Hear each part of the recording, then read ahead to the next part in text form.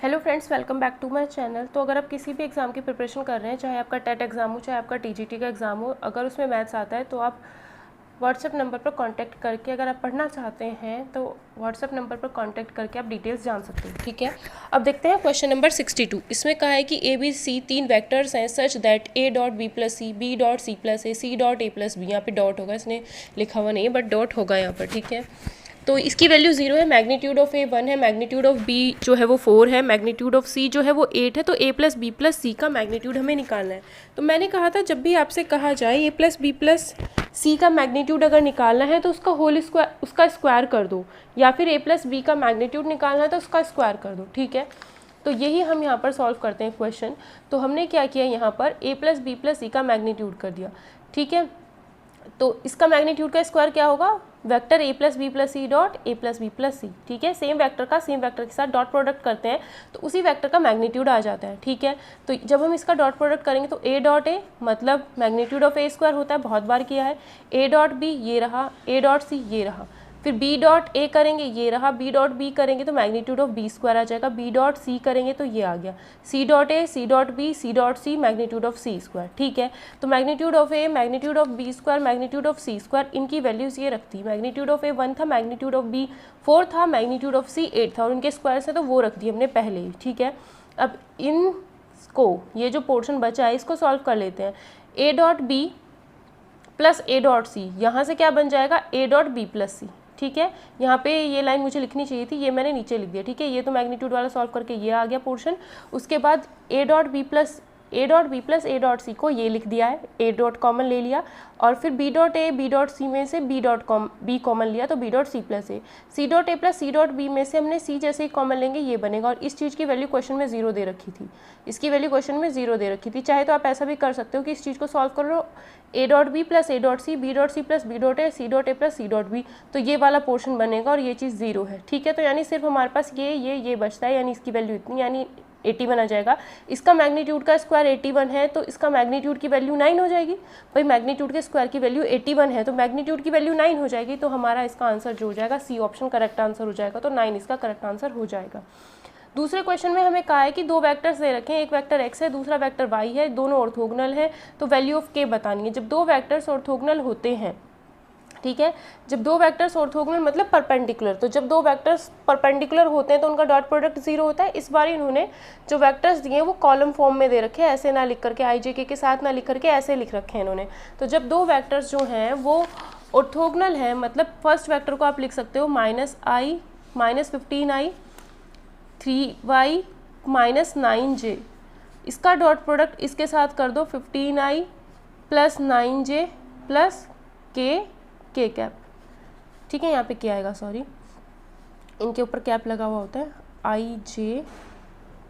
ठीक है, तो फर्स्ट वेक्टर को ऐसे लिख दिया, सेकंड वेक्टर को ऐसे लिख दिया। जब दोनों ऑर्थोगोनल वेक्टर हैं मतलब दोनों परपेंडिकुलर हैं, इसका ऑर्थोगोनल मतलब परपेंडिकुलर, जब दोनों परपेंडिकुलर तो फर्स्ट वेक्टर का डॉट प्रोडक्ट सेकंड वेक्टर के साथ निकालोगे तो क्या आएगा, 0 आएगा। -15 इंटू 15 कितना हो जाएगा, -225, 3 इंटू 9 27, -9 इंटू के कितना हो जाएगा, -9k। यहाँ पर k जो है वो नंबर दे रखा है और ये k कैप है, ये k नंबर है कोई, इक्वल टू 0। जैसे ही आप इसको सॉल्व करोगे तो आपको वैल्यू यहाँ से मिलेगी, ये आएगा -198 इज इक्वल्स टू 9k, या फिर 9 2 18, 9 2 18 माइनस, तो k की वैल्यू जो आ जाएगी वो -22 आ जाएगी। तो यहाँ से हमारा आंसर हो जाएगा बी ऑप्शन, यानी -22।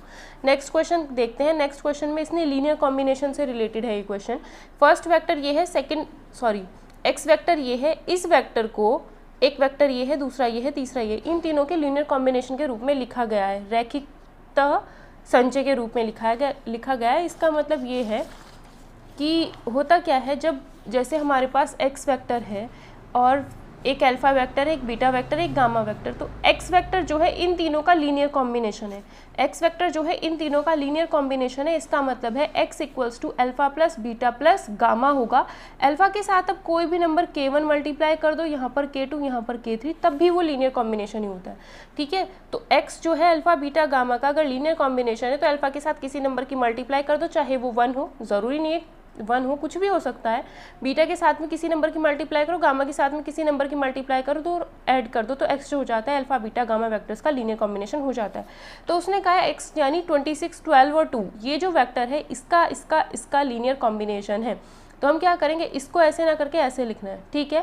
तो ये लीनियर कॉम्बिनेशन है, इसका मतलब ये लीनियर कॉम्बिनेशन, तो ये जो वेक्टर होगा इज इक्वल्स टू, इसको ऐसे ही लिख लेना, कॉमा पॉइंट की तरह ही लिखना है, जैसे हम पॉइंट ABC करके लिख देते हैं, फर्स्ट सेकंड थर्ड ऐसे करके लिखते हैं ना, ABC, पॉइंट की तरह ही लिख लो, कोई दिक्कत नहीं है। अब यहाँ पर मैंने अल्फा बीटा गामा वेक्टर्स बोले थे, यहाँ पर अल्फा बीटा गामा मैंने कोई नंबर ले लिया, उससे कोई दिक्कत नहीं है, ठीक है। वो हमारे ऊपर, मान लो ये वेक्टर A है, ये वेक्टर B है और ये वेक्टर C है, ऐसे मान लो, कोई दिक्कत नहीं है। तो हमने क्या किया, x वेक्टर जो है इस वेक्टर और इस वेक्टर और इस वेक्टर का लीनियर कॉम्बिनेशन है, ये जो x वेक्टर है इसका लीनियर कॉम्बिनेशन, तो इसको ऐसे ना करके ऐसे लिखेंगे, ठीक है। तो हमने क्या किया, x इज इक्वल्स टू कोई number into first vector plus दूसरा number into second vector plus तीसरा नंबर इंटू सेकंड वेक्टर, ये होता है हमारा किसी भी वेक्टर का लीनियर कॉम्बिनेशन। इस वेक्टर का लीनियर कॉम्बिनेशन है इन 3 वेक्टर्स के फॉर्म में, ठीक है। तो जब इसे सॉल्व करोगे, सॉल्व कैसे करते हैं भाई, अल्फा की इंटू 1 से होगी, फर्स्ट वाले नंबर से, इसकी इंटू तीनों के साथ होगी, अल्फा की इंटू 1 से प्लस बीटा की इंटू, डायरेक्ट कर रही हूँ, अल्फा की इंटू 1 से करेंगे, फिर बीटा की इंटू 1 से, फर्स्ट वाला नंबर लेना है, फर्स्ट वाला number, alpha into 1 plus beta into 1 plus gamma into 0 equal to 26, फिर alpha into -1 plus beta into 1 plus gamma into 0 equal to 12, फिर alpha into -1 plus beta into 0 plus gamma into 1 equal to 2।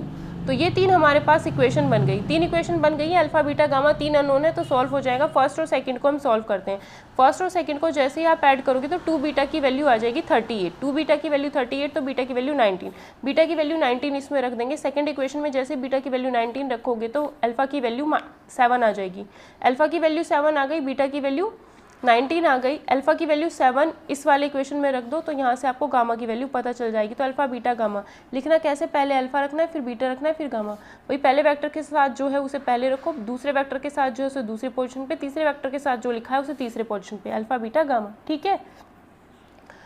तो क्या हुआ, 7, beta की value 19 है और gamma की value 9 है, तो ये हमारा आंसर हो जाएगा, ठीक है। तो ये जो है 7, 9, 19, 7, 19, 9, डी ऑप्शन आंसर होगा, 7, 19, 9 इसका आंसर हो जाएगा। इस क्वेश्चन में हमें कहा है कि एक वेक्टर ये है, दूसरा वेक्टर ये है, त्रिभुज की 2 भुजाओं को प्रदर्शित करता है। इसका मतलब है कि ये अगर हमारा ट्राइंगल है तो एक वेक्टर ये है, दूसरा वेक्टर बी है, तो ये वेक्टर और ये वाला जो वेक्टर है एक ट्राइंगल की 2 साइड्स को बता रहा है, एक ट्राइंगल की 2 साइड्स को बता रहा है, ठीक है। तो जब ट्राइंगल की 2 साइड्स को एक वेक्टर और दूसरा वेक्टर बताता है तो एरिया क्या हो जाता है, a क्रॉस b करना है, उसका मैग्नीट्यूड निकालना है, अपॉन 2 करना है, ठीक है। वेक्टर ये है, वेक्टर b ये है, इनका क्रॉस प्रोडक्ट निकालना है। तो क्रॉस प्रोडक्ट कैसे निकालेंगे, ij के 2 - 3 - 1, 2 - 3 - 1, b में क्या है 1 4 - 2, तो 1 4 - 2 इसकी डिटर्मिनेंट सॉल्व करनी है। डिटर्मिनेंट जैसे ही आप सॉल्व करोगे, क्योंकि क्रॉस प्रोडक्ट करने पर हमेशा वेक्टर मिलता है, क्योंकि ये वेक्टर प्रोडक्ट कहलाता है, तो जैसे आप क्रॉस प्रोडक्ट करोगे तो इसको चीज़ को डिटर्मिनेंट सॉल्व करोगे तो एक वेक्टर मिल जाएगा। ये चीज़ आप खुद कर सकते हो, है ना। तो मेरा टाइम कम लगे, वीडियो थोड़ी छोटी बने, इस वजह से मैंने ऐसे किया। तो इसको हम सॉल्व करेंगे तो क्या बन जाएगा, हमारा एक वेक्टर बन जाएगा। और ऐसी ऐसी चीज़ें तो पहले मैंने बता दी हैं, तो इस वजह से जो चीज़ आप खुद कर सकते हो उस चीज़ को मैं थोड़ा थोड़ा स्किप करके चलूँगी ताकि बुक जल्दी पूरी हो सके, ठीक है। तो ये हमारा वेक्टर हो गया। अब हमें क्या चाहिए, एरिया। एरिया तो मैग्नीट्यूड होगा, एरिया तो नंबर होगा, तो इसका मैग्नीट्यूड निकालो, √10 का स्क्वायर, 3 का स्क्वायर, 11 का स्क्वायर और ऐड कर देना है, ठीक है। और इसके अपॉन में 2 था तो यहाँ भी 1/2 1/2 1/2 1/2 चल रहा था। जैसे आप इसे सॉल्व करोगे √230/2 आ जाएगा। तो ऑप्शन हो जाएगा इसका डी ऑप्शन करेक्ट आंसर हो जाएगा, ठीक है। इसका तरीका यही होता है। अगले क्वेश्चन 66 में कहा है कि, अगले क्वेश्चन में हमें कहा है कि f तो ये है, -f द्वारा एक f ये है, एक -f है, बिंदुओं पर कार्यरत आघूर्ण का मान ज्ञात कीजिए। तो हमें क्या करना है, एक f ये है और एक -f ये है, इनकी वजह से इस पॉइंट और इस पॉइंट पर 1 - 1 1 पॉइंट होगा, 2 - 3 -1 पॉइंट होगा। इन पर जो आघूर्ण है कार्यरत उसकी वैल्यू हमें बतानी है, ठीक है। तो इसकी वैल्यू क्या होगी, जब भी हमें बलाघूर्ण निकालना होता है तो हम क्या करते हैं, ठीक है। जब हमें बलाघूर्ण निकालना होता है तो हम क्या करते हैं, बलाघूर्ण का फॉर्मूला होता है f क्रॉस d, ठीक है। यहाँ पर क्योंकि वैल्यू दे रखी है तो मैग्नीट्यूड ही निकालना पड़ेगा, f क्रॉस d। बलाघूर्ण क्या होता है, f क्रॉस d। f तो हमारा यही हो जाएगा, f तो हमारा यही हो जाएगा, d का मतलब है इसमें से इसे माइनस कर दो, 2i - i कितना हो जाएगा i, -3j minus minus J minus के प्लस माइनस के। तो जब आप इसमें से इसको माइनस करके लिखोगे ये आपके पास वेक्टर आ जाएगा। अब f क्रॉस d निकालना, तो i j के ऊपर f में जो वैल्यूज़ हैं 3 2 -1 वो यहाँ रखी, और d में जो वैल्यू है 1 -1 -1 -2 वो यहाँ रखी, और ये आपको क्रॉस प्रोडक्ट जैसे ही आप सॉल्व करोगे तो आपको एक वेक्टर मिलेगा ये। इस वेक्टर का आपको फिर मैग्नीट्यूड निकालना है, तो जैसे आप मैग्नीट्यूड निकालोगे -6 का स्क्वायर -5 का स्क्वायर -8 का स्क्वायर, जैसे आप इस चीज़ को सॉल्व करोगे ये वैल्यू आएगी √125 5√5 होता है, तो यहाँ से हमारा आंसर आ जाएगा 5√5। तो डी ऑप्शन इसका करेक्ट आंसर हो जाएगा। नेक्स्ट क्वेश्चन देखते हैं। ए और बी दो वेक्टर्स हैं, दो सदिश हैं या फिर दो वेक्टर्स हैं, इस तरीके से हैं, ठीक है। तो दोनों के बीच का एंगल बताना है। तो जब भी ये magnitude of a plus b a minus b दिखाई दे तो इसको सॉल्व करने का तरीका ये, दोनों साइड स्क्वायर कर दो, या फिर इसके स्क्वायर और उसके स्क्वायर की, जब सिर्फ ये चीज़ पूछी जाती है तो इसका स्क्वायर निकालो। तो जब हमें दोनों इसको सॉल्व करना है, ये इक्वेशन दे दी, सॉल्व करना है, तो दोनों साइड स्क्वायर करेंगे। स्क्वायर करने का मतलब a plus b dot A plus b, इसका स्क्वायर करने का मतलब a minus b dot a minus b. इसकी वैल्यू क्या होती है, बहुत बार सॉल्व कर चुके हैं, इसकी वैल्यू क्या होती है, बहुत बार सॉल्व कर चुके हैं, तो यहाँ से ये कैंसिल हो जाएंगे। तो ये -2ab इधर लेके आओगे तो 4a डॉट बी हो जाएगा। 4a डॉट बी 0 है। a डॉट बी की वैल्यू क्या होती है, magnitude of a magnitude of b cos theta is equals to 0। तो मैग्नीट्यूड ऑफ a 0 नहीं हो सकता, मैग्नीट्यूड ऑफ b 0 नहीं हो सकता, सब कुछ अगर मल्टीप्लाई में, ये भी 0 नहीं हो सकता, ये भी 0 नहीं हो सकता, ये भी 0 नहीं हो सकता है, तो यही चीज़ 0 होगी। तो cos थीटा अगर 0 होगा तो cos थीटा 0 तभी होता है जब थीटा की वैल्यू 90 होती है। तो cos थीटा क्या हो जाता है, 90 हो जाता है, थीटा की वैल्यू क्या हो जाएगी, 90, यानी सी ऑप्शन इसका करेक्ट आंसर हो जाएगा। ठीक है, बाकी चीज़ें मैंने बहुत बार सॉल्व कराई हैं, तो अगर पिछली वीडियोस अच्छे से देखी होंगी प्लेलिस्ट में जाकर के देख सकते हो, जिन्होंने नहीं देखी हैं वहाँ से आपको चीज़ें समझ आ जाएंगी, क्योंकि सिलेबस ये क्वेश्चन जल्दी भी कराने हैं ना, बुक भी बहुत बड़ी है, तो थोड़ी चीज़ें मुझे स्किप करनी पड़ेंगी, बट मैं वही चीज़ स्किप करूँगी जो मैंने बहुत बार कराई होगी। ठीक है, तो स्टार्टिंग की वीडियोस में बहुत बार सॉल्व कर चुके हैं हम। अब एक वेक्टर ये है, दूसरा वेक्टर ये है, तीसरा वेक्टर ये है, कोप्लेनर या फिर समतलीय हैं। तो जब भी वेक्टर्स कोप्लेनर या फिर समतलीय होते हैं तो पहले वेक्टर में लैम्डा 1 2, ये i j k ऐसे ही लिखा होना चाहिए, लैम्डा 1 2, दूसरे वेक्टर में 1 लैम्डा माइनस के, 1 लैम्डा माइनस के, तीसरे वेक्टर में 2 -1 लैम्डा, 2 -1 लैम्डा। डिटर्मिनेंट निकालो 0। हमेशा यही करना है जब भी तीन वेक्टर्स दे रखे हैं कोप्लेनर हैं, तो जब भी तीन वेक्टर्स कोप्लेनर होते हैं तो उनका जो स्केलर ट्रिपल प्रोडक्ट होता है वो 0 होता है।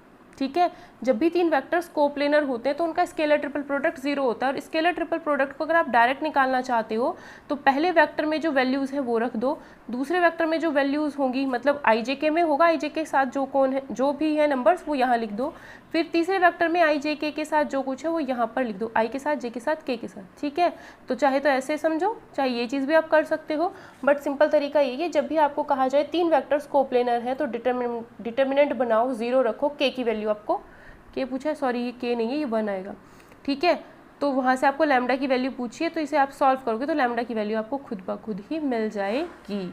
ठीक है, इतना काम करना होता है बस, और कुछ नहीं। नेक्स्ट क्वेश्चन देखते हैं। यदि दो इकाई सदिश ए बी एक्स अक्ष से क्रमशः 30 और 120 का कोण बनाते हैं तो a प्लस बी का मान ज्ञात करो।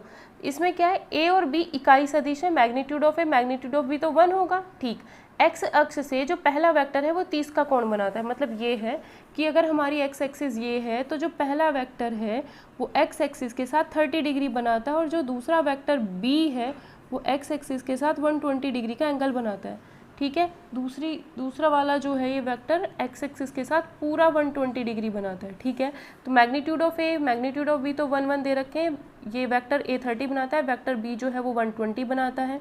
तो पूछ क्या रहा है, a प्लस बी का मैग्नीट्यूड पूछ रहा है, तो a प्लस बी का मैग्नीट्यूड अगर हमसे पूछा जा रहा है तो हम क्या करेंगे, a plus b dot a plus b, इसको सॉल्व करते हैं तो magnitude of a square plus magnitude of b square plus 2a dot b आते हैं। बहुत बार ये चीज़ सॉल्व कर चुके हैं। इसकी वैल्यू 1 है क्योंकि magnitude vector a unit vector है, वेक्टर b भी यूनिट वेक्टर है, तो ये कंडीशन हमारे पास है, तो यहाँ से 1, यहाँ से भी 1, प्लस 2 a डॉट b मतलब magnitude of a magnitude of b cos theta हो जाता है। थीटा का मतलब क्या है, वेक्टर a और वेक्टर b के बीच में बनने वाला एंगल, लेकिन हमें वेक्टर a और वेक्टर b के बीच में जो एंगल बन रहा है वो तो हमें नहीं पता है ना, लेकिन हमें x एक्सिस से वेक्टर a 30 बना रहा है और b वेक्टर x एक्सिस से 120 बना रहा है, तो एंगल तो वेक्टर ए और वेक्टर बी के बीच में जो एंगल बन रहा होगा, अब तो निकाल सकते हैं, ये पूरा 120 है, इतना 30 है, तो वेक्टर ए और वेक्टर बी के बीच में एंगल कितना होगा 90 डिग्री। वही पूरा 120 है, इतना 30 है, तो ए और बी के बीच में 90 ही तो होगा। तो थीटा की वैल्यू 90 रख दी, cos 90 0 होता है, तो ये वाला पोर्शन तो सारा 0 हो गया, सिर्फ इसकी वैल्यू 2 आई, किसकी, इसकी। तो दोनों साइड अंडर रूट करोगे तो क्या हो जाएगा, a प्लस बी का मैग्नीट्यूड आ जाएगा अंडर रूट 2, और वो हमसे a प्लस बी का मैग्नीट्यूड ही पूछ रहा था, अंडर रूट 2, यानी बी ऑप्शन इसका करेक्ट आंसर हो जाएगा। इस क्वेश्चन में हमें कहा है कि ये जो 3 पॉइंट्स है, पहला पॉइंट है 1 2 3, दूसरा पॉइंट है लैम्डा 4 7, और तीसरा पॉइंट जो हमें दिया है -3 -2 -5 है। अगर ये 3 पॉइंट्स हैं तो ये 3 पॉइंट्स जो है संरेख है, मतलब ये वेक्टर थे, मैंने वेक्टर से पॉइंट्स बना लिए। अगर ये 3 पॉइंट्स हैं या फिर ये 3 वेक्टर्स जो हैं संरेख हैं, लीनियर हैं, कोलीनियर है, मतलब एक ही लाइन में बने हुए हैं, तीनों पॉइंट्स एक ही लाइन में हैं, तो उनके लिए लैम्डा की वैल्यू क्या होगी, उनके लिए लैम्डा की वैल्यू फिर क्या होगी। तो जब ये और ये, पहला पॉइंट ए मान लिया, दूसरा पॉइंट बी मान लिया, तीसरा पॉइंट सी मान लिया, जब ये दोनों पॉइंट जो है कोलीनियर है तो हम क्या करेंगे, इनका डायरेक्शन रेशो निकालेंगे। 2 पॉइंट, मतलब ये थोड़ा सा 3D में चला गया, ठीक है। तो अगर हमें एक पॉइंट पता है, दूसरा पॉइंट पता है, तो इनके डायरेक्शन रेशोज अगर निकालने होते हैं, DRs अगर निकालने, तो लैम्डा -1 कर दो, 4 -2 कर दो, 7 -3 कर दो, सिर्फ इतना करना होता है। अब हम DRs ऑफ AB निकाला, अब इसी तरीके से DRs ऑफ BC निकाल, BC तो मत निकालो क्योंकि यहाँ पे BC, अगर BC के DRs निकालोगे तो फिर से लैम्डा में आएगा, ठीक है। CA के निकाल दो, तो DRs ऑफ क्या निकालो, CA, -3 -1 -4, ताकि नंबर आए हमारे पास, -2 -4 हो जाएगा, -5 -3 -8 हो जाएगा। तो देखो क्या होगा, जब AB, देखो क्या है कॉन्सेप्ट यहाँ पर, A point, B point, C point, ठीक है। तो AB के DRs हमने निकाल लिए, इसमें से इसको माइनस करके, BC के DRs अगर निकालेंगे तो फिर से लैम्डा आएगा, लैम्डा से बचो, एक ही बारी में आ गया, वही बहुत है। फिर AC के DRs निकाल लो, तो इसमें से इसको माइनस करोगे तो AC के DRs पता चल गए। जब तीनों पॉइंट्स एक ही लाइन में है तो जो AB के DRs होंगे वही BC के DRs होंगे, वही AC के DRs होंगे, ठीक है। DRs जो होते हैं एक लाइन के, चाहे आप इसे कितना भी बढ़ाते चले जाओ सेम ही रहेंगे, बस प्रोपोर्शनल होते चले जाएंगे, ठीक है। तो AB के DRs और BC के DRs और CA के DR या AC के DR जो होंगे प्रोपोर्शनल होंगे एक दूसरे के, तो मतलब ये चीज़ और ये चीज़ एक दूसरे के प्रोपोर्शनल होंगे, ठीक है। तो यहाँ पर लैम्डा -1 अपॉन -4 कर दो, इज इक्वल्स टू होगा 2 upon -4 is equals to 4 upon -2 -8, ठीक है। This upon this, this upon this, this upon this बराबर ही होगा, तो इसको ले लो बस। लैम्डा -1 इक्वल टू -4 से -4 कैंसिल चला गया, तो ये कितना बचा 2, तो लैम्डा की वैल्यू कितनी आ जाती है 3 आ जाती है, तो यहाँ से हमारे पास लैम्डा की वैल्यू 3 पता चल गई। तो लैम्डा की वैल्यू क्या हो जाएगी 3 हो जाएगी, ठीक है। तो जब भी आपको ये करना है तो आपको यही करना है इसमें, ठीक है। अब नेक्स्ट क्वेश्चन देखते हैं 71 क्वेश्चन। 71 क्वेश्चन में हमें इसने कहा है कि जो F है, F द्वारा चलित वस्तु पर, मतलब कोई वस्तु चली होगी, मूविंग ऑब्जेक्ट होगा कोई भी, ठीक है, उसको उसने चलित वस्तु कहा है। तो F जो है हमारा इतना दे रखा है, चलित वस्तु पर सदिश A के सापेक्ष गतिमान करने पर किया गया कार्य। सिंपल सी बात है कि आपको फोर्स दिया है, ये आपको एक वेक्टर दिया है और आपको W बताना है, ठीक है। W बराबर क्या होता है F डॉट डी, W बराबर क्या होता है F डॉट डी, सिंपल समझ लो। यहाँ पर जो वैल्यू दे रखी है वो किस में है, क्योंकि हमें इतना याद है ना, बल कार्य बराबर बल गुणा विस्थापन होता है, वर्क बराबर फोर्स इनटू एरिया होता है, इतना तो हमें पता था, पर वेक्टर वगैरह में हमें नहीं पता था, ठीक है। तो क्या करो, क्योंकि यहाँ पर नंबर आना है तो नंबर तभी आता है जो डॉट प्रोडक्ट करते हो, थोड़ा सा आइडिया ऐसे लगा सकते हो अगर नहीं पता है, वरना W equals to F dot d होगा, ठीक है। F की वैल्यू ये दे रखी है, चलित वस्तु पर सदिश के सापेक्ष, इसके लिए निकालना तो इसका डॉट प्रोडक्ट इसके साथ कर दो, सिंपल, इसका डॉट प्रोडक्ट इसके साथ कर दो तो आपको पता चल जाएगा 2 3 6 -1 इंटू -1 इंटू 2 -1 इंटू -5। तो जैसे आप दोनों का डॉट प्रोडक्ट करोगे ये आपको वैल्यू मिल जाएगी सॉल्व करके, तो 9 इसका आंसर हो जाएगा, ठीक है, क्योंकि इसके सापेक्ष बताना है तो यही हमारा डी हो जाएगा। नेक्स्ट क्वेश्चन देखते हैं 72। 72 में क्या कहा है, बिंदु के परितः, क्या कहा है फिर से, बिंदु के परितः, तो जिसके परितः निकालते थे, जिसके अबाउट हम निकालते थे उसी को ही माइनस करते थे, है ना। और कार्यरत बल बिंदु के परितः, मतलब इस पॉइंट के अबाउट, तथा बिंदु पर और इस पॉइंट पर लगने वाला, तो जिसके अबाउट निकालते थे इसमें से जिस पर लगेगा उसको माइनस करते थे। तो एक चीज़ याद रखो, जिसके परितः जिसके अबाउट उसमें से इसको माइनस करके आपको क्या पता चल जाएगा, डी पता चल जाएगा। इसमें से इसको माइनस करेंगे तो ये होगा i minus 2i, i minus minus 2i, 2j minus 3j, 3k minus k, तो हमारे पास ये वेक्टर आ जाएगा, ये आ गया हमारा d। ठीक, बल f की वैल्यू हमें ये दे रखी है, पूछा क्या है आघूर्ण। ठीक है, पूछा क्या है आघूर्ण, और सारी क्या दे रखे हैं, वेक्टर क्वांटिटीज़ दे रखी हैं। तो समझ जाओ कि यहाँ पर जो क्वांटिटी आएगी वेक्टर क्वांटिटी आएगी, उससे थोड़ा सा आइडिया लगा लेंगे। या फिर क्या होगा, आघूर्ण जो होता है वो होता है आपका f cross d। f dot d क्या होता है, वर्क, f क्रॉस d क्या होता है, आघूर्ण, इम्पल्स। ठीक है, f क्रॉस d क्या होता है, आघूर्ण हो जाता है। ठीक है, तो ये वेक्टर हुआ, ये वेक्टर हुआ, इन दोनों का आपको क्रॉस प्रोडक्ट निकालना है। जैसे आप इसका क्रॉस प्रोडक्ट निकालोगे तो आपको ये आंसर मिल जाएगा। क्रॉस प्रोडक्ट आई जे के, इसमें जो वैल्यूज़ है 1 1 1, 3 माइनस 1 2 वो रखा, क्रॉस प्रोडक्ट निकालेंगे तो 3i plus j minus 4k, b option इसका सही आंसर हो जाएगा। ठीक है, नेक्स्ट क्वेश्चन देखते हैं 73 क्वेश्चन। इसमें कहा है जिस बिंदु पर समतल रेखा से मिलता है उस बिंदु का स्थिति सदिश है। बहुत ही आसान क्वेश्चन है, इस क्वेश्चन को हम कैसे करेंगे। इसने कहा है कि जिस बिंदु पर समतल, ये जो एक प्लेन की इक्वेशन है, ये भी क्या है, जिस बिंदु पर समतल रेखा से मिलता है, ये रेखा लाइन की इक्वेशन दे रखी है, प्लेन की इक्वेशन दे रखी है। ठीक है, ये किसकी है, प्लेन की इक्वेशन, और ये किसकी है, लाइन की इक्वेशन। उस बिंदु का स्थिति सदिश बताओ। तो सिंपल सी बात जो है, अगर ये प्लेन है, अगर ये कागज़ है, कागज़ मेरा हो गया प्लेन, इसके ऊपर ये कोई पॉइंट बना दिया, सॉरी ये है मेरा कागज़। ठीक है, ये जो पेपर है कागज़ हो गया, ये प्लेन हो गया, इस प्लेन के ऊपर मैंने कोई एक लाइन बना दी। तो इस प्लेन के ऊपर अगर मैंने कोई लाइन बना दी है, ठीक है, जिस बिंदु पर समतल रेखा से मिलता है, इसके ऊपर नहीं लाइन बनानी है, सॉरी ऐसे नहीं है, मतलब ऐसे है कि ये मेरा हो गया प्लेन, ये कागज़ मेरा प्लेन, और मैंने क्या किया, यहाँ पे ऐसे करते करते इसमें छेद कर दिया। तो यानी इस, और ये जो पेन है ना इसके आर पार जा रहा है, ये पेन जो है बिल्कुल इसके आर पार जा रहा है। तो यहाँ पर क्या बन गया, ये हो गया कागज़ प्लेन, और पेन जो गया इसके आर पार गया। अभी ऐसे आर पार गया है, तो एक ये जहाँ पे ये प्लेन और ये जो लाइन है, पेन जो हो गया वो लाइन हो गया, पेपर जो हो गया वो प्लेन हो गया। तो ये एक पॉइंट पे टच करें, वो पॉइंट इस प्लेन पर भी है और वो पॉइंट इस पेन पर भी होगा। तो यही बात है कि जो भी हमारा पॉइंट होगा एक्स वाई जेड, जो भी हमारा पॉइंट होगा, या फिर उसे वेक्टर फॉर्म में लिखोगे तो ये हमारा वो पॉइंट होगा, और इसको हम वेक्टर आर लिखते हैं। तो ये जो पॉइंट होगा वो हमारा प्लेन की इक्वेशन पर भी होगा और लाइन की इक्वेशन पर भी होगा। ठीक है, तो वही हमें बताना इन चारों में से कौन सा वो पॉइंट है जो इस पर भी होगा, इस पर भी होगा, तो दोनों की इक्वेशन को सेटिस्फाई करेगा। तो पहला क्या करेंगे, अब हम जो हमारा ये पॉइंट है, आर की जगह यहाँ पर रखो, यहाँ पर आर डॉट होगा, इसने डॉट नहीं लगा रखा है, यहाँ पर आर डॉट होगा। ठीक है, r dot this equal to 2।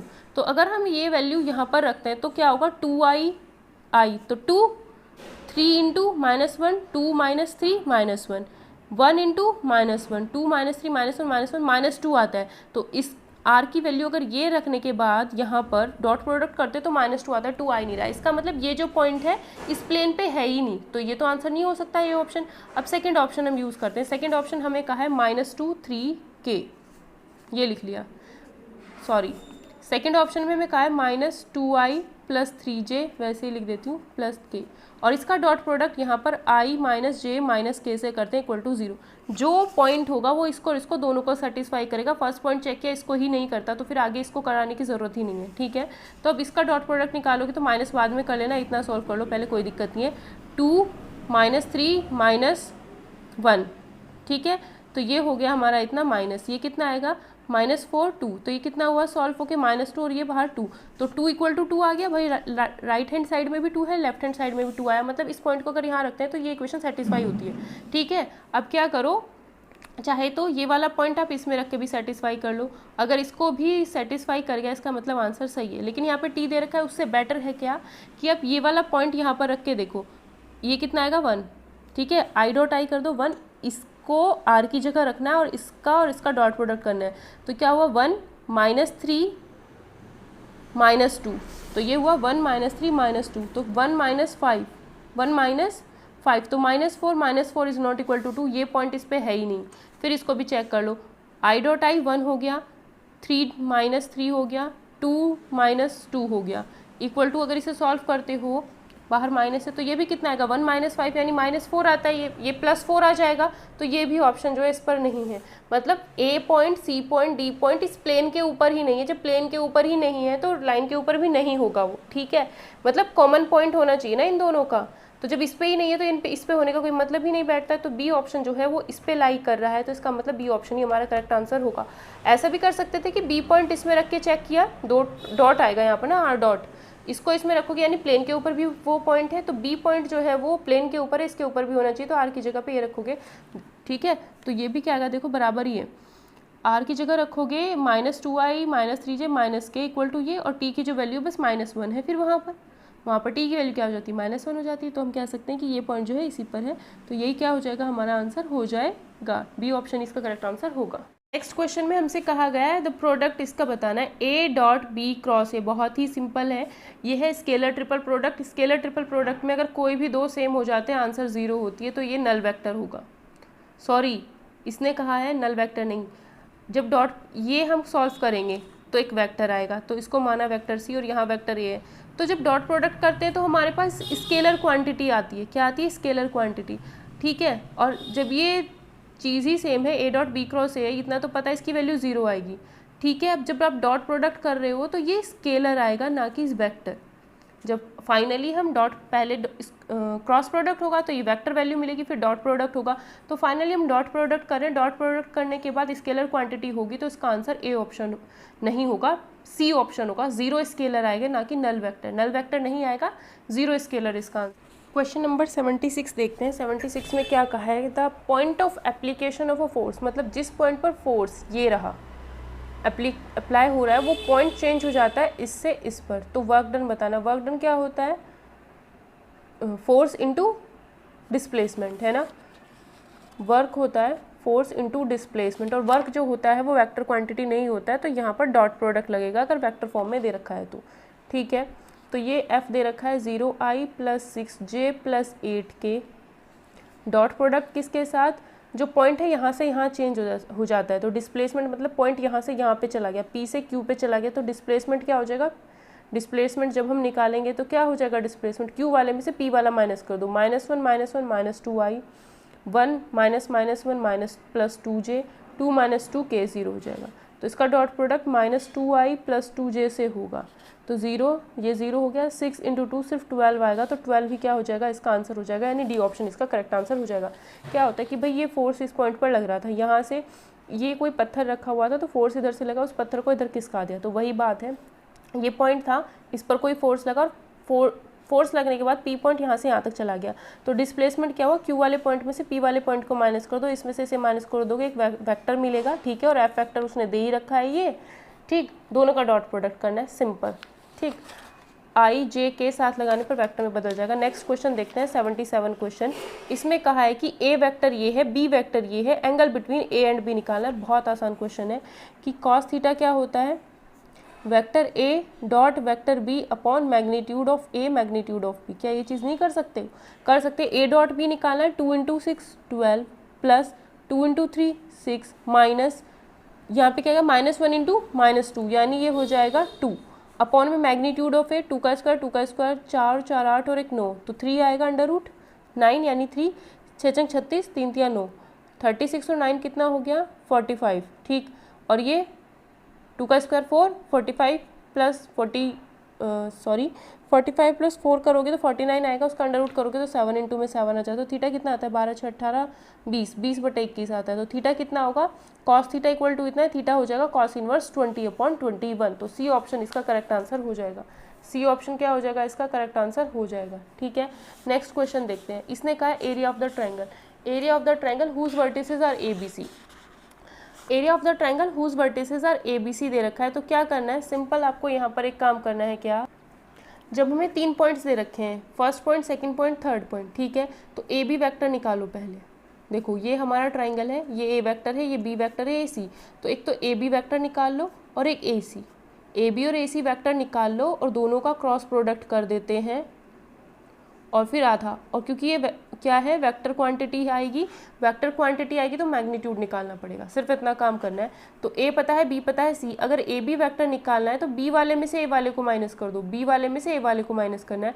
3 - 1 2i, 1 - 2 + 3j, 2 - 3 - k। तो ये तो हो गया हमारा ए बी वैक्टर। अगर हमें ए बी है फिर ए सी निकालते हैं, ठीक है, ए सी वैक्टर निकालना है। अगर ए सी वैक्टर निकालना है तो सी वाले में से ए को माइनस करो, 2 - 1 i हो गया, +3 - 2 + 5j हो गया, -1 - 3 - 4k हो गया, ठीक है। इसमें से इसे माइनस किया, ए बी वैक्टर मिल गया, इसमें से इसे माइनस करते हैं, ए सी वैक्टर मिल गया, ठीक है। ए बी और ए सी वैक्टर अगर हमें मिल गया, दोनों का क्रॉस प्रोडक्ट करना है। क्रॉस प्रोडक्ट वही i j k रखो, 2 3 - 1 1 5 - 4। सिर्फ ये चीज़ अप्लाई करनी होती है जब भी किसी ट्रायंगल का एरिया इसी पॉइंट से लेना, a b cross a c upon 2, या फिर b a cross b c upon 2 भी कर सकते हो, c b cross c a upon 2 भी कर सकते हो, ठीक है। बी वाले में से ए को माइनस करो, सी वाले में से ए को माइनस करो, तभी ये निकलता है। मतलब अगर पी क्यू लिखा है तो क्यू वाले में से ए को माइनस करना, बाद वाले में से पहले को माइनस करना है। तो यहाँ पर क्या हो जाएगा, आई ये हो जाएगा -12 + 5 -j करेंगे तो -8 + 1 + k, 10 - 3 यानी 7 हो जाएगा। ये हो गया -7i + 7j + 7k, ठीक। इसका क्या करना है, ये तो ए बी क्रॉस ए सी की वैल्यू है, इसका मैग्नीट्यूड निकालना है अपॉन में 2। इसका मैग्नीट्यूड करेंगे तो कितना आएगा, √49 49 49। तो ये हो जाएगा हमारा 49 + 49 + 49 अपॉन में 2। तो ये कितना हो जाएगा, 4 × 12 120, 9 × 27, तो 147 अपॉन 2, √147 अपॉन 2 इसका आंसर हो जाएगा, ठीक है। तो √147 तो हमें नहीं मिल रहा है, लेकिन हम क्या कर सकते हैं, इसको देखो √147 अपॉन 2 किस में नहीं लिखा हुआ है, तो क्या करो, इसे सॉल्व कर लो। 7 × या फिर आप इसे यहीं से कर सकते थे, 49 इसमें से कॉमन ले लो तो 49 बाहर आ गया, अंदर 1 + 1 + 1 3 बचेगा अपॉन में 2, ये कितना आ जाएगा 7√3/2। तो आंसर हो जाएगा डी ऑप्शन, 7√3/2। इसका डी ऑप्शन करेक्ट आंसर हो जाएगा।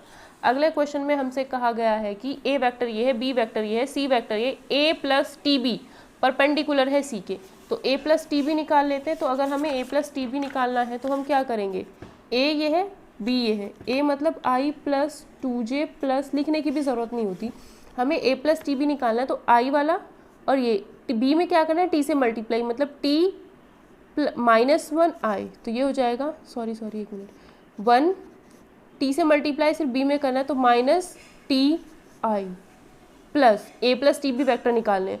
तो यहाँ पे 2 है, फिर इसमें b वाले में t से मल्टीप्लाई करना है, प्लस 2bj, t से मल्टीप्लाई करना है, ये हो जाएगा j, प्लस 3 इसमें t से मल्टीप्लाई करना है, t इंटू नहीं लिखना है k, ठीक है। तो ये हो गया a + TB। अब ये जो परपेंडिकुलर है सी के, अब ये परपेंडिकुलर सी के, इसका मतलब इसका डॉट प्रोडक्ट हम कर देते हैं किसके साथ,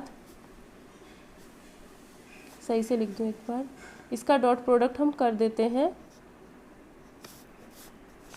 सी वेक्टर 3i + j के साथ। 3i + j के साथ जब हम इसका वेक्टर क्रॉस क्या कहते हैं, डॉट प्रोडक्ट करेंगे तो i वाला i के साथ इसके इंटू इससे होगी, तो 3 - 3t आएगा, फिर j वाले की j के साथ होगी, k वाला तो है ही नहीं यहाँ पर 0k है, तो इसके इंटू इसके साथ 0, तो 1 के इंटू इसके साथ करोगे +2 + 2t आएगा, ठीक।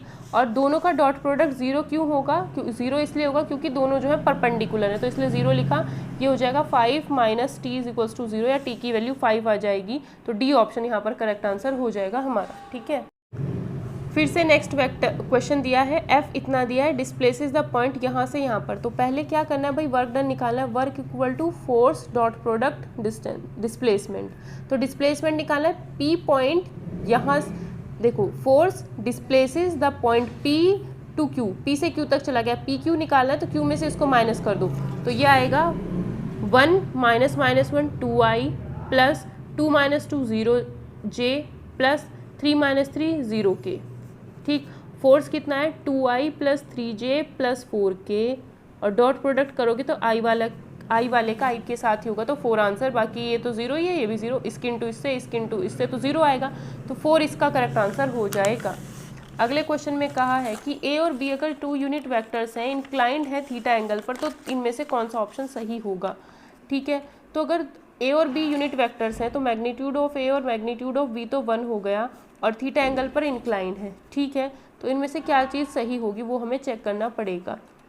ठीक है, तो ए क्रॉस हमने क्या मान लिया कि देखो थीटा एंगल पे है, तो ए क्रॉस बी की वैल्यू क्या आएगी जब हम ए क्रॉस बी निकालेंगे। चीज़ सॉल्व करनी है। अब इसमें यहाँ पर ए लिखा हुआ है बट ना तो इसके ऊपर वेक्टर है ना इसका पता चल रहा है कि मैग्नीट्यूड है क्या है। हम इसी चीज़ को सॉल्व करके देखते हैं। ठीक है, बुक ही ऐसी है, क्या करें। ए क्रॉस बी इसका मैग्नीट्यूड का स्क्वायर, ए क्रॉस बी का मतलब होता है magnitude of A magnitude of b into sine theta, और फिर क्या है इस पूरे का मैग्नीट्यूड का स्क्वायर।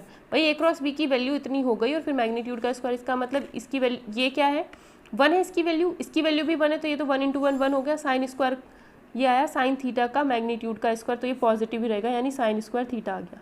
ठीक है, ए डॉट बी का स्क्वायर अगर निकालते हो, ए डॉट बी क्या होता है magnitude of A magnitude of b cos theta, और फिर उसका क्या है पूरे का स्क्वायर, इसकी वैल्यू 1 इसकी वैल्यू 1, तो ये तो पूरा 1 हो गया। कॉस स्क्वायर थीटा आ जाएगा, तो जब इसकी वैल्यू साइन स्क्वायर थीटा आ रही है, इसकी वैल्यू कॉस स्क्वायर थीटा आ रही है, तो sine square theta plus cos square theta तो 1 हो जाएगा।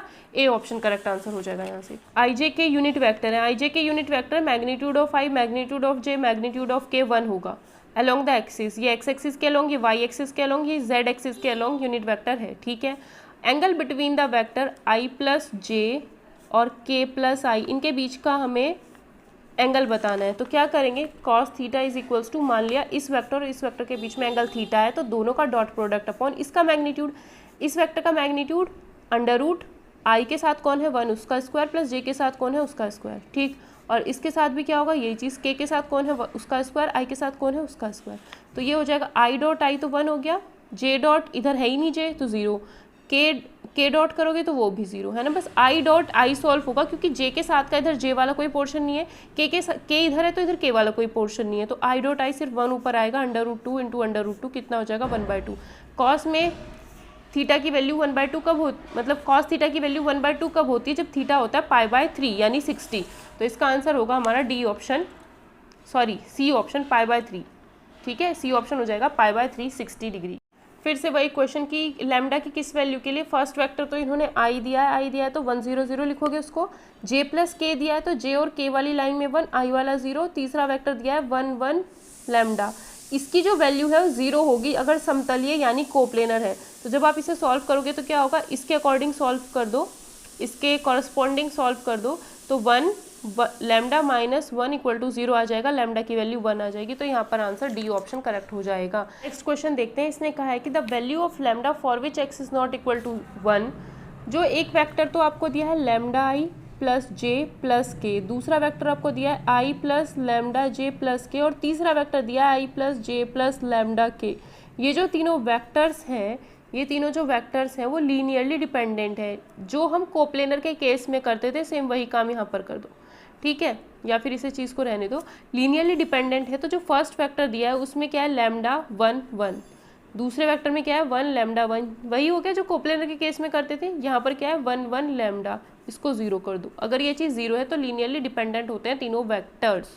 ठीक है, तो इसे सॉल्व करेंगे लैम्डा, ये सॉल्व करोगे तो लैम्डा स्क्वायर माइनस 1, डिटर्मिनेंट निकालनी बस 1, ये आएगा lambda minus 1 plus 1 1 minus lambda. इस चीज़ को सॉल्व करके देखते हैं, ये आएगा lambda cube minus lambda plus 1 minus 1 plus minus lambda equal to 0, तो ये हो गया लैम्डा क्यूब माइनस 3 लैम्डा, एक लैम्डा दूसरा तीसरा और इससे कैंसिल इक्वल टू 0। तो यहाँ से हम क्या करते हैं लैम्डा कॉमन लिया, lambda square minus 3 is equals to 0, या तो लैम्डा की वैल्यू 0 आएगी या फिर लैम्डा की वैल्यू कितनी आ जाएगी, लैम्डा स्क्वायर की वैल्यू 3 आएगी, यहाँ से कुछ छूट गया शायद, lambda cube minus lambda plus 1 plus, अच्छा ये प्लस, एक मिनट, ये प्लस 1 था तो ये प्लस 2 होगा, सॉरी। ठीक है, ये प्लस 1 था तो ये प्लस 2 हो जाएगा, तो यहाँ पर आया lambda cube minus 3 lambda plus 2, इसको हमें सॉल्व करना है। तो लैम्डा की क्या वैल्यू है जो इसको सेटिस्फाई करती है, अगर लैम्डा 0 रखते हैं, इस इक्वेशन को सेटिस्फाई करा के देख लो, उसने ऑप्शन में क्या दिया 2 0 -1 -2, 2 0 -1 -2। ठीक है, अगर 0 रखते हो तो सेटिस्फाई नहीं करेगा, 2 रखते हो तो ये 8 हो गया, ये 6 हो गया, ये 2, ये भी सेटिस्फाई नहीं करता है। अगर -1 रखते हो तो ये -1 आएगा, ये +3 आएगा, ये +2, ये भी सेटिस्फाई नहीं करता। अगर -2 रखते हो तो ये -8 आएगा, ये +6 हो जाएगा, ये +2, तो ये चीज़ सेटिस्फाई करिए। कौन? -2 सेटिस्फाई करता है, तो इसका मतलब डी ऑप्शन इसका करेक्ट आंसर हो जाएगा। लीनियरली डिपेंडेंट उसी तरीके से जैसे कोप्लेनर वाला केस सॉल्व करना है, वैसे ही लीनियरली डिपेंडेंट वाला केस भी हमें सॉल्व करना है। ठीक है, अगला क्वेश्चन देखते हैं। ए बी सी क्रमशः शून्य सदिश है, तो ए बी सी के व्युत्क्रम सदिश है। ये वही चीज़ है रेसिप्रोकल वेक्टर्स वाला। वेक्टर ए के रेसिप्रोकल को हम इस तरीके से डिनोट करते हैं, वेक्टर बी के रेसिप्रोकल को हम इस तरीके से डिनोट करते हैं। ठीक है, तो वेक्टर ए का जो रेसिप्रोकल होता है वो होता है b cross C upon scalar triple product of a B c. Vector b का जो वेक्टर बी का जो रेसिप्रोकल होता है वो होता है ए क्रॉस बी के बाद कौन आता है? सी, तो C cross A upon A B C. ठीक है, सी का जो रेसिप्रोकल होता है, सी के बाद कौन आता है? A cross B upon A B C. ये होता है हमारा तीनों का रेसिप्रोकल वेक्टर। इसने कहा है कि ए बी सी जहाँ क्रमशः शून्य सदिश है, मतलब ये नॉन ज़ीरो है, तो ए बी सी के व्युत्क्रम सदिश हैं। तो हमें ये चीज़ बतानी है, a dot B, a dot a, b dot B, C dot c. ठीक है, इसमें कुछ मिसप्रिंट ना हो। ठीक है, ये तो सीधी सीधी बात है। अगर आप सेम ये व्युत्क्रम वाला सिंपल कंफ्यूज करने के लिए दिया है, इसने हमसे ये चीज़ पूछी है ना, a dot A plus b dot B plus C dot c. ठीक है, इसने कुछ मिसप्रिंट कर दिया यहाँ पर आई थिंक। देखो यहाँ पे क्या होता, ये क्वेश्चन ऐसे होता, वेक्टर ये ए के रेसिप्रोकल के साथ डॉट प्रोडक्ट 1 होता है, बी का बी के रेसिप्रोकल के साथ 1 होता है, सी का सी के रेसिप्रोकल के साथ 1 होता है, तो आंसर कितना आएगा? 3 आता है। ठीक है, ए के रेसिप्रोकल को ऐसे डिनोट किया जाता है, ए का रेसिप्रोकल ए है तो B cross C upon A B C, B का रेसिप्रोकल बी डैश है तो C cross A upon A B C, B के बाद सी आता है तो सी से स्टार्टिंग, सी का reciprocal a cross B upon A B c होता है। ठीक है, अब उसने पूछा है इसका डॉट प्रोडक्ट इसके साथ करो, तो ए डॉट यहाँ पर करोगे, a dot b cross c scalar triple product of a B c, यहाँ पर भी scalar triple product of a B c, तो 1 आ गया। सेम इसमें होगा, सेम काम इसमें होगा। तो किसी भी वेक्टर का उसी वेक्टर के साथ, जब किसी भी वेक्टर का उसके रेसिप्रोकल के साथ डॉट प्रोडक्ट निकालोगे हमेशा 1, तो ये भी 1, ये भी 1, ये भी 1, आंसर होगा हमारा 3। इसमें यहाँ पर मिसप्रिंट कर रखा है, मतलब लिखा नहीं है सही तरीके से, यहाँ पर रेसिप्रोकल होना चाहिए था ए बी सी का, तो ये आंसर इसका सी आएगा, 1 + 1 + 3। इसने क्या कर दिया, ये वेक्टर्स और ये वेक्टर्स तीनों सेम लिखे हुए हैं, कुछ अंतर नहीं पता चल रहा है, उस वजह से हो रहा है। ठीक है, या तो क्वेश्चन में कुछ और डार्क या लाइट बना रखा हो तब हम कुछ बता सकते हैं, वरना रेसिप्रोकल को डैश लगा करके शो किया जाता है। ठीक है, अगला क्वेश्चन जो है उसमें कहा है if the vectors are collinear, first vector second vector collinear है तो पी और क्यू की वैल्यू बतानी है। अगर कोलीनियर होते हैं, मतलब एक ही लाइन में दोनों वेक्टर्स हैं, तो क्या होगा, 2 upon -5 is equals to P upon 3 is equals to 1 upon Q, ये चीज़ होगी। एक दूसरे के मतलब अगर मैंने बनाया है एक vector A I plus B J plus C K, तो इसी वेक्टर में किसी भी 1 2 3 4 किसी भी नंबर से मल्टीप्लाई करने के बाद दूसरा वेक्टर बन जाता है। कहने का मतलब ये, पहला वेक्टर है A1 A2 A3 से बना हुआ, दूसरा वेक्टर है B1 B2 B3 से बना हुआ, तो A1 upon B1 A2 upon B2 A3 upon B3 तीनों बराबर हो जाते हैं जब दो वेक्टर्स एक ही लाइन में होते हैं। ठीक है, लीनियर होते हैं, मतलब एक ही लाइन में, यानी कोलीनियर होते हैं। तो वही काम हमने यहाँ किया है, 2 upon -5 P upon 3 1 upon Q, एक लाइन में होते हैं तो ये कंडीशन अप्लाई करते हैं। ठीक है, तो क्या करेंगे, इसको सॉल्व करते हैं, तो ये आएगा P की वैल्यू -6 अपॉन 5, तो P की वैल्यू पहले लिखनी है, Q की बाद में। P की वैल्यू -6 अपॉन 5 इसमें है और इसमें, Q की वैल्यू इन दोनों को सॉल्व करें।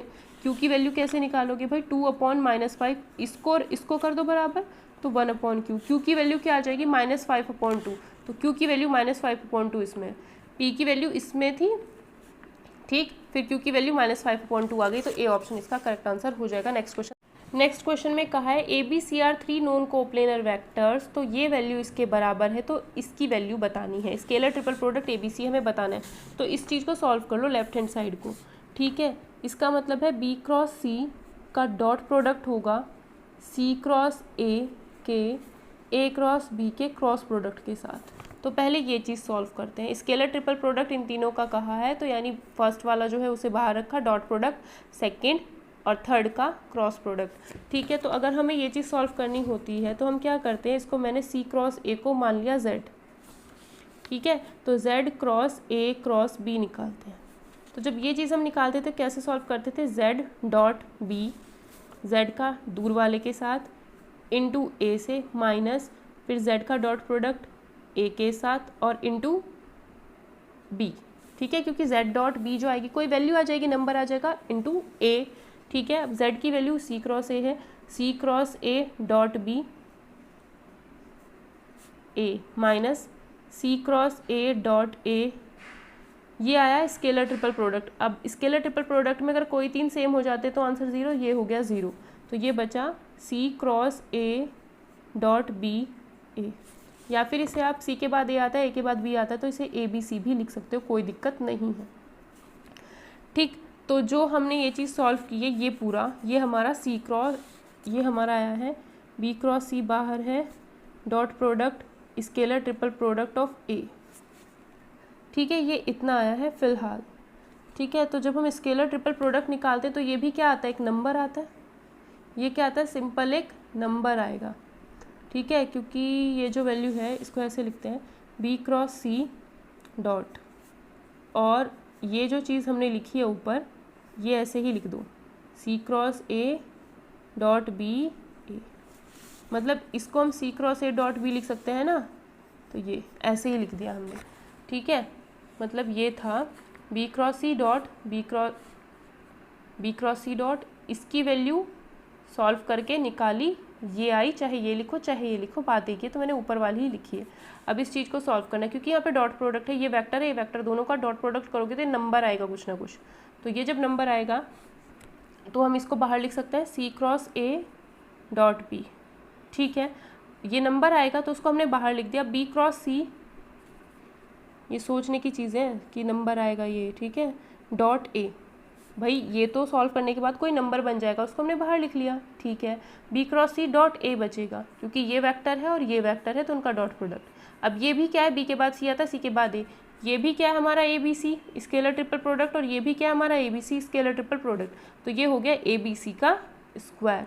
और राइट हैंड साइड में दे रखा है 2abc, राइट हैंड साइड में दे रखा है इसको 2abc, तो यहाँ से कह सकते हैं क्या कि ए बी सी की जो वैल्यू आ जाएगी 2, ए बी सी से ए के बी सी कैंसिल, तो ए बी सी की वैल्यू 2 आ जाएगी, तो यहाँ पर हमारा आंसर हो जाएगा सी ऑप्शन, इसका करेक्ट आंसर। अगले क्वेश्चन में 88 में हमसे कहा गया है कि which one of the following is not true. अगर magnitude of A magnitude of B बराबर है तो क्या वेक्टर ए और वेक्टर बी भी बराबर होगा? नहीं, ये ज़रूरी नहीं है, तो ए ही ऑप्शन गलत हो गया। ठीक है, ए ही ऑप्शन क्या हो गया हमारा, गलत हो गया, तो ए ऑप्शन हो जाएगा सही। बस पहले ही में देखते में बता दिया भाई, मैंने वेक्टर ए मान लिया आई, वेक्टर बी मान लिया जे, इसका मैग्नीट्यूड भी 1 आएगा, इसका मैग्नीट्यूड भी 1 आएगा, लेकिन वेक्टर तो अलग अलग है, तो पहली चीज़ गलत हो गई।